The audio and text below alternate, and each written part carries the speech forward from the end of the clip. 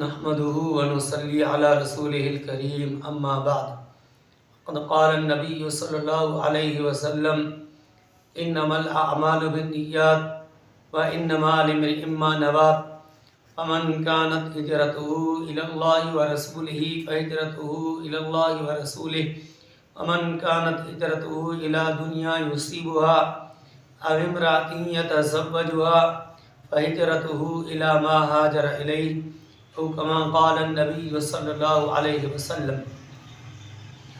ہم نے اس حدیث کا کچھ حصہ پہلے بھی بیان کیا تھا، اس میں بھی یہی بتایا کہ اعمال کا جو دار و مدار ہے وہ نیتوں پر ہے، کہ انسان کی نیت اچھی ہونی چاہیے۔ اگر کسی نیک عمل میں نیت اچھی نہیں ہے، نیت ٹھیک نہیں ہے، تو اس عمل کا اجر و ثواب اس مسلمان کو نہیں ملے گا۔ جس طریقے سے ایک حدیث میں آتا ہے کہ رسول اللہ صلی اللہ علیہ وسلم نے فرمایا، قیامت کے دن اللہ تبارک و تعالیٰ کے سامنے 3 بندوں کو پیش کیا جائے گا۔ ان میں سے ایک شہید ہوگا، اور ایک عالم اور قاری ہوگا، اور ایک سخی ہوگا۔ جب شہید کو پیش کیا جائے گا تو اللہ تعالیٰ شہید سے پوچھیں گے، میں نے تجھے قوت اور طاقت عطا کی، میں نے تجھے شجاعت اور بہادری دی، میں نے تجھے ہمت دی، تو نے میرے دین کی خدمت میں کیا کیا؟ وہ کہے گا، یا اللہ تیرے راستے میں نے جہاد کیا، دین کے دشمنوں سے میں لڑتا رہا یہاں تک کہ شہید ہو گیا، یہ جان میں نے اسلام پر قربان کر دی۔ اللہ تبارک و تعالیٰ فرمائیں گے کہ تو جھوٹ بول رہا ہے، یہ تو نے سب کچھ اس لیے کیا کہ دنیا کے لوگ وہ واہ واہ کریں اور دنیا میں مجھے بہادر کہا جائے، مجھے شہید کہا جائے اور میری تعریف کی جائے۔ اللہ تعالیٰ اس کے لیے فرمائیں گے فرشتوں کو کہ اس کو پکڑو، اس کے گلے میں اوک ڈالو اور اس کو گھسیٹ کر کے جہنم میں ڈالو۔ اور اس کے بعد جب سخی کو لایا جائے گا، اللہ تعالیٰ اس کو بھی اپنی نعمتیں یاد کروائیں گے کہ میں نے تجھے مال دیا، میں نے تجھے دولت دی، میں نے تجھے پیسہ دیا، تو نے کیا کیا؟ وہ عرض کرے گا، یا اللہ میں نے صدقہ کیا، میں نے لوگوں کی خدمت کی، کسی کو کھانا کھلایا، کسی کو کپڑے پہنائے، تیرے دین کے لیے، تیری رضا کے لیے میں خرچ کرتا رہا۔ تو اللہ تعالیٰ اس کو فرمائیں گے کہ تو جھوٹ بول رہا ہے، تو نے یہ سخاوت اس لیے کی تاکہ لوگ تجھے سخی کہیں، لوگ تیری تعریف کریں۔ تو دنیا میں تیری تعریف ہو چکی، آج تیرے لیے کوئی اجر و ثواب نہیں ہے، اس لیے کہ تیری نیت ٹھیک نہیں تھی۔ اللہ تعالیٰ اس کے لیے بھی فرمائیں گے فرشتوں کو، اس کو پکڑو، اس کے گلے میں توق ڈالو اور اس کو گھسیٹ کر کے جہنم میں ڈالو۔ اس کے بعد اس عالم اور قاری کی باری آئے گی، اللہ تعالیٰ اس کو اپنی نعمت یاد دلائیں گے کہ میں نے تجھے قرآن دیا، میں نے تجھے دین کا علم دیا، تو نے اس علم کی کتنی خدمت کی، دین لوگوں تک کیا پہنچایا، میری رضا کے لیے کیا کیا؟ وہ عالم اور قاری عرض کرے گا، یا اللہ تیرے دین کو پڑھتا رہا، تیرے دین کو پڑھاتا رہا، لوگوں کو سکھاتا رہا، لوگ مجھ سے دین کے مسائل سیکھتے رہے، دین کی باتیں میں لوگوں کو بتاتا رہا، تیرے دین کا پیغام لوگوں تک پہنچاتا رہا، تیرے دین کی دعوت لوگوں کو دیتا رہا، یہاں تک کہ میری زندگی پوری ہو گئی۔ اللہ تبارک و تعالیٰ فرمائیں گے کہ نہیں، تو جھوٹ بول رہا ہے، اس لیے کہ یہ تو نے سب کچھ لوگوں کی رضا کے لیے کیا تاکہ لوگ راضی ہو جائیں، لوگ خوش ہو جائیں اور لوگ میری تعریف کریں۔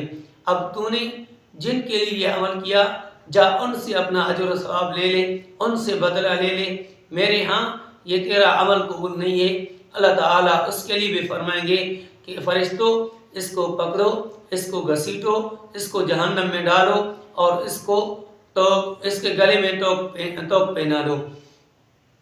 تو بہرحال مقصد یہ ہے کہ ہم اللہ تبارک و تعالیٰ کی رضا کے لیے عمل کریں۔ اعمال کا جو دار و مدار ہے وہ نیتوں پر ہے، اور نیت جو ہے اس کی علماء کرام نے 3 قسمیں لکھی ہیں۔ ایک نیت ہوتی ہے تمییز عبادت عن العادہ، کہ عبادت کو عادت سے علیحدہ کرنا۔ ایک بندہ ہے، ایک مثال میں بیان کر رہا ہوں، ایک بندہ ہے جو پورا دن نہ کھاتا ہے نہ پیتا ہے، ایسے ہی دن گزارتا ہے جس طریقے سے روزے دار گزارتا ہے، لیکن اس کی نیت روزے کی نہیں تھی، اس لیے اس کو روزے کا اجر و ثواب نہیں ملے گا۔ یہ ہے تمییز عبادت عن العادہ، کہ عادت نے ایسا ہو گیا، اس کی عبادت نہیں تھی، کیونکہ یہ عبادت ہوتی تو اس کے لیے نیت شرط ہوتی، اس نے نیت کی نہیں۔ اور دوسری جو قسم میں نیت کی وہ ہے تمییز عبادت عن العبادہ، کہ ایک عبادت کو دوسری عبادت سے علیحدہ کرنا، کہ یہ بندہ اب ظہر کی نماز پڑھ رہا ہے یا عصر کی نماز پڑھ رہا ہے، یہ اس کی نیت سے پتہ چلے گا کہ اس کی نیت ظہر کی نماز پڑھنے کی ہے یا عصر کی نماز پڑھنے کی۔ تو ایک عبادت کو دوسری عبادت، ظہر کی نماز بھی عبادت ہے، عصر کی نماز بھی عبادت ہے، ایک عبادت کو دوسری عبادت سے علیحدہ کرنا یہ نیت سے ہوتا ہے۔ تو دوسری قسم نیت کی یہ ہو گئی۔ اور تیسری قسم ہے تمییز عبادت عن المعبود، تمییز المعبود عن المعبود، کہ ایک معبود کو دوسرے معبود سے جدا کرنا، یہ بھی نیت سے ہوتا ہے کہ یہ بندہ جو عبادت کر رہا ہے یہ کس کے لیے کر رہا ہے۔ ایک بندہ ہے جو نظر مانتا ہے، منت مانتا ہے۔ اب منت کس کے لیے مانی ہے؟ اللہ کے لیے نظر مانتا ہے، اللہ کے لیے منت مانتا ہے، تو یہ اللہ کی عبادت ہوگی۔ اور اگر یہی نظر، یہی منت اگر غیر اللہ کے لیے مانتا ہے تو یہ اس کے لیے ہو گئی اور یہ بندہ مشرک ہو جائے گا۔ تو یہ ہے نیت، کہ اس کی نیت کو دیکھا جائے گا، اگر اللہ کے لیے کر رہا ہے تو یہ ٹھیک ہے اور عبادت ہے، اگر کسی غیر معبود کے لیے کر رہا ہے، کسی غیر کی عبادت کر رہا ہے، اس عبادت کی وجہ سے کسی غیر کو راضی کر رہا ہے تو یہ اس کے لیے ہو گئی۔ تو یہ تیسری قسم ہے۔ تو بہرحال ہجرت کے متعلق یہ حدیث ہے۔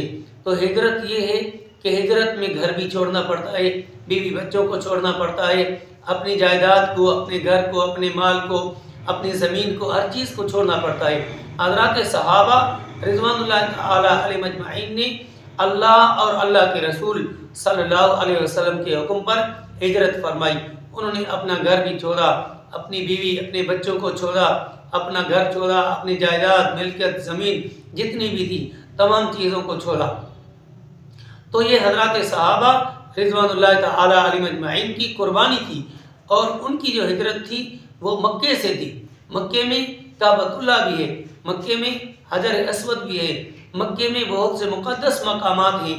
ہم اپنے علاقے سے ہجرت کریں، اس میں اتنا بڑا کوئی کمال نہیں ہے جتنا ان حضرات صحابہ رضوان اللہ تعالی علیہم اجمعین کا کمال تھا، جنہوں نے مکے کو چھوڑا اور بہت سی تکلیفیں انہوں نے ہجرت کرتے ہوئے برداشت کی، جن کے مفصل واقعات انشاءاللہ آپ کے سامنے آئیں گے۔